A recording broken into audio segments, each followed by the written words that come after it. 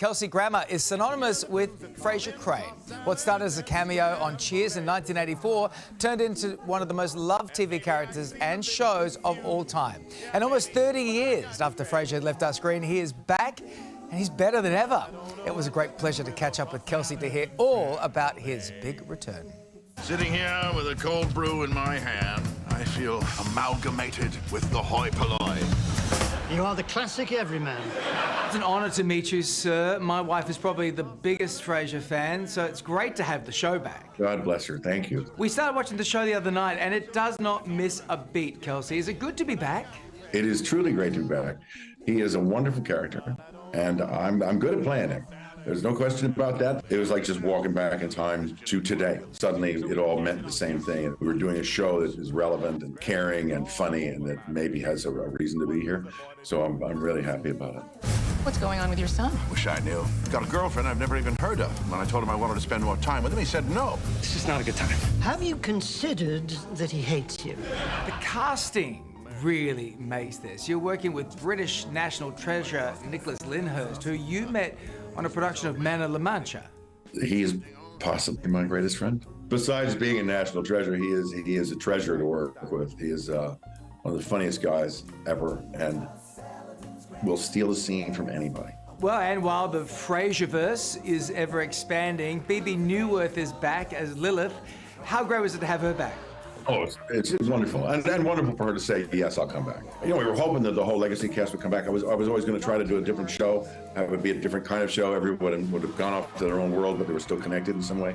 And once it was determined that that wasn't going to happen, we were given the creative freedom to just go back to Boston and start this completely new sort of canvas. But having Bebe back was, she's a one-off. My dad, I mean, he can be kind of... He smelled really good. Yeah, he always smells really good. Well, Jack Cutmore-Scott plays your son in this, and he really goes toe-to-toe with you on the comedy stakes.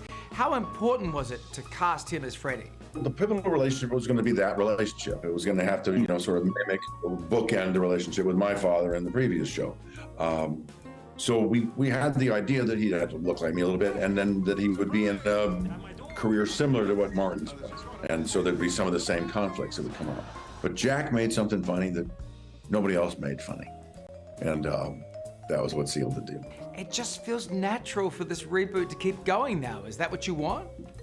I want to do another 100, maybe 150. I mean, honestly, I would do it for, you know, I think we have all the stuff we need to give people a good long laugh and a good several seasons of enjoyment. What do you say we have a toast? I got some scotch, if that sounds good. Great, I'll go get it. Top shelf. Of course, nothing less. No, it's on the top shelf of the hutch, green plastic jug.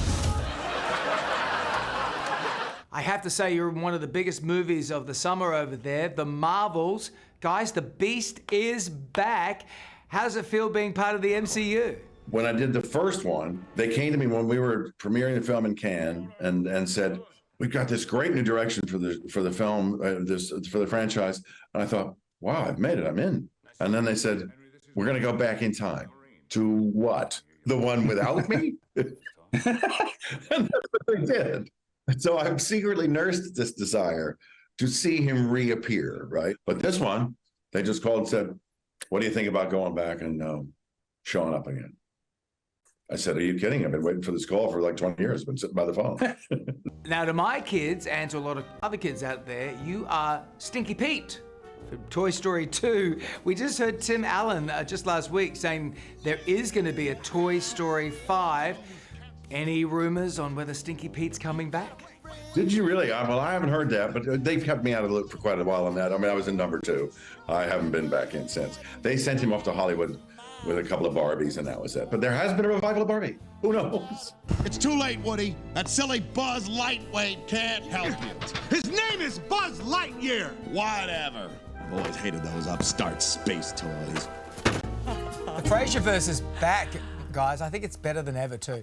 The brand new Frasier is streaming now on Paramount+. Wasn't he just charming? What a lovely chat. Yeah, he's such a nice guy. What an honour.